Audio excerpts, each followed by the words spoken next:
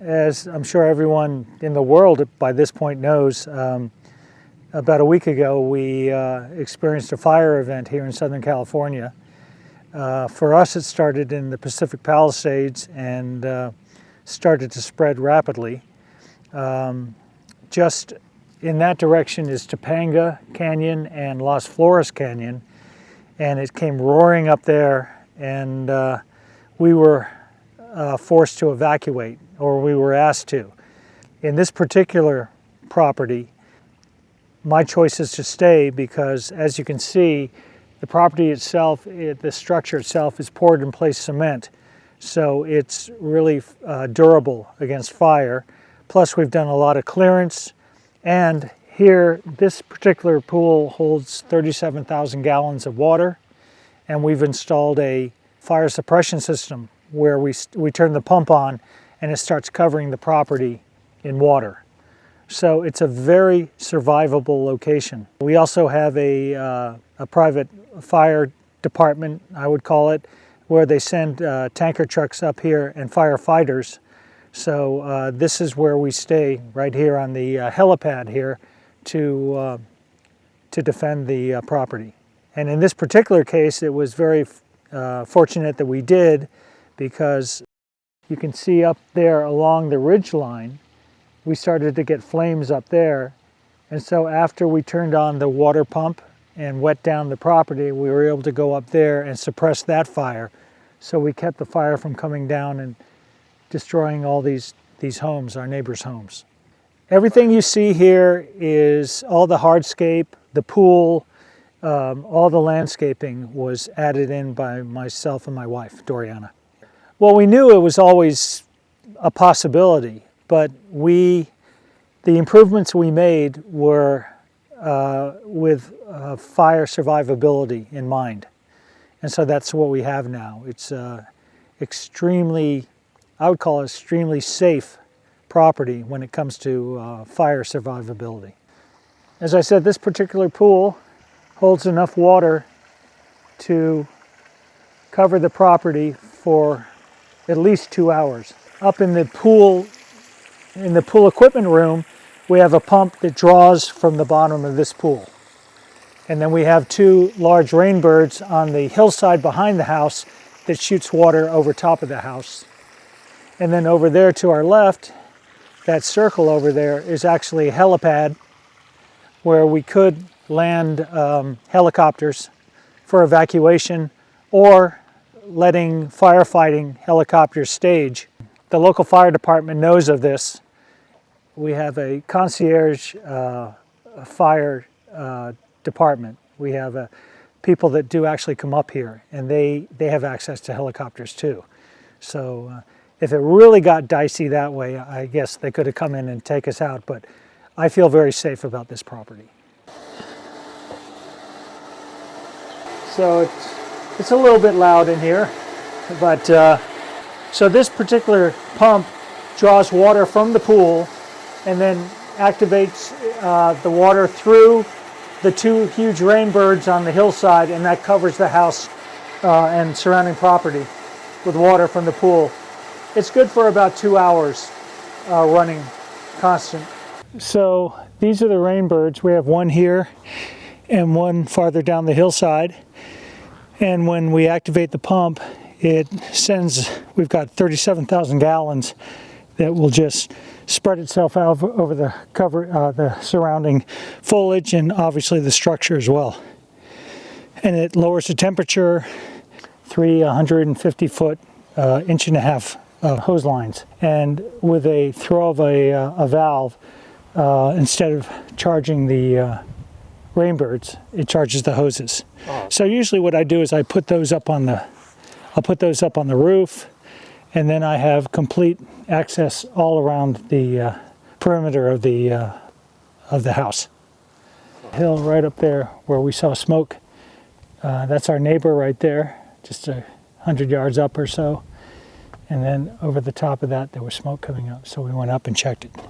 We've employed to take care of the property is called All Risk Shield, and one of the great things that they do is they spray frost check around the property. Frost check is the exact same thing is what you see the planes drop or the helicopters drop, where you see the red, but this obviously is translucent. So we had the property completely sprayed with that. They come in and check all the time, making sure that things are cleared, things are right, you know, the pumps are working, the suppression system is working. The day of the fires, there were 2 guys up here. And it's just so reassuring because these are firemen. They know exactly what they're doing. For example, up at the top, I don't know if you can see it now because the sun is really beating down, but the fire was coming down and they were watching it and they said, we're not concerned about that. That's going to burn out. Now, I don't know how they would know that that was going to burn out, right? But they knew, and it did burn out. Up at the top, the fire came through by the tank up there, by the water tank. So Roger, my husband, my son, and they went up with their tank, and everything that they did, they put the fire out completely so the fire did not come down the canyon. So basically, if it wasn't for All Risk Shield, my husband and my son, this canyon would be up and, would go up in smoke. Now the house is never going to burn because the house is poured in place concrete, right?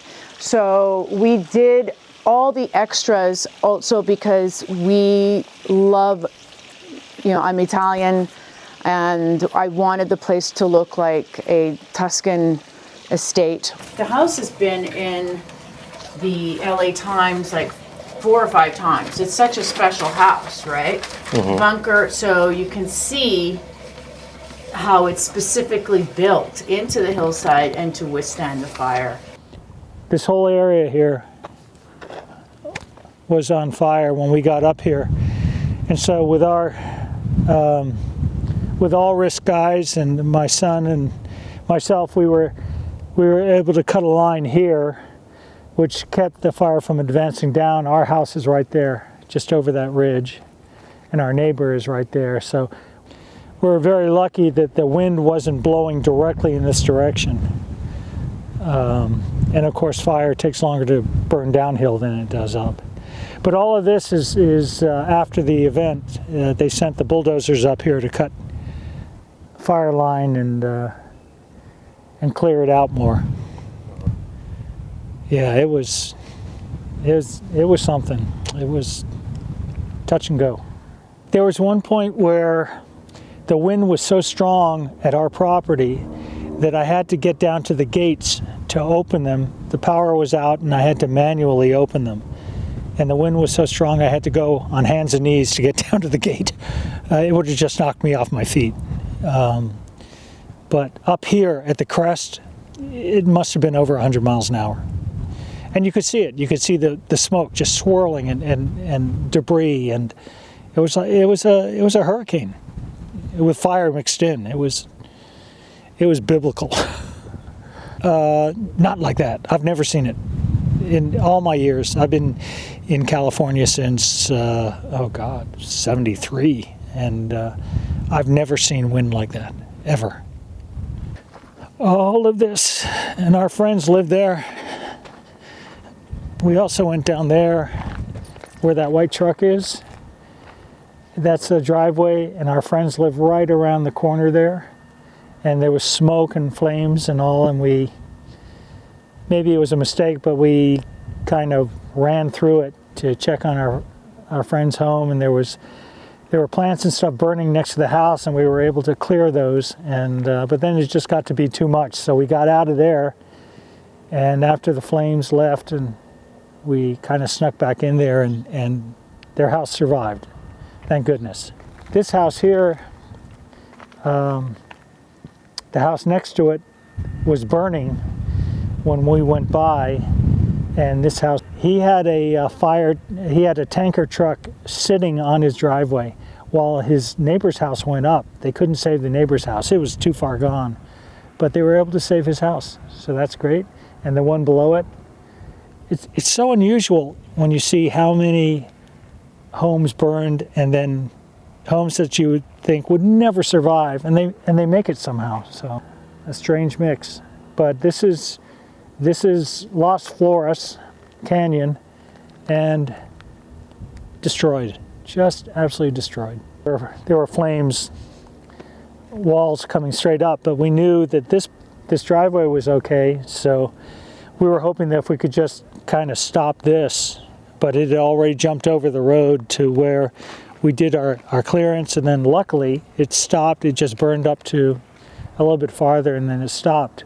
The wind was with us, and then the entire wind blew around this ridge and went up and down Piuma towards Montanito, and that was the second stage of this area, them firefighting this area.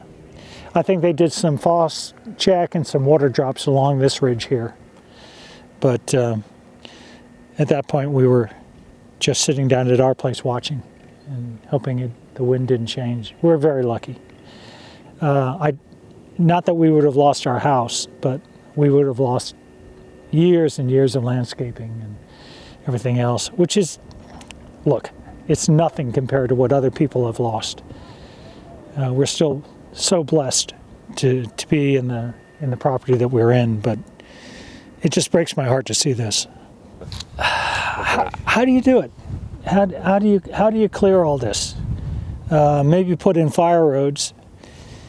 Yeah, on our property we cleared a 60-foot fire break, and we put in ice plant, which is pretty much impervious to actual flame. So we protected ourselves that way too, as well as our neighbors.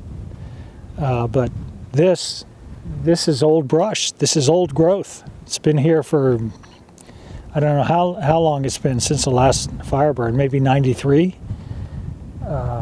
So when it goes, it goes. You're at the mercy of the wind. And the only thing that's going to save you is the construction of your home and the clearance you have around it. And then in our case, of course, we have a fire suppression system, and so we feel very confident that our property is protected. But oh my God, our hearts go out to so many people that lost everything. We have so many friends in Pacific Palisades and in other areas along Pacific Coast Highway that it's devastating. It's devastating, but we're blessed. We're blessed. Our house is totally intact, and we will keep going.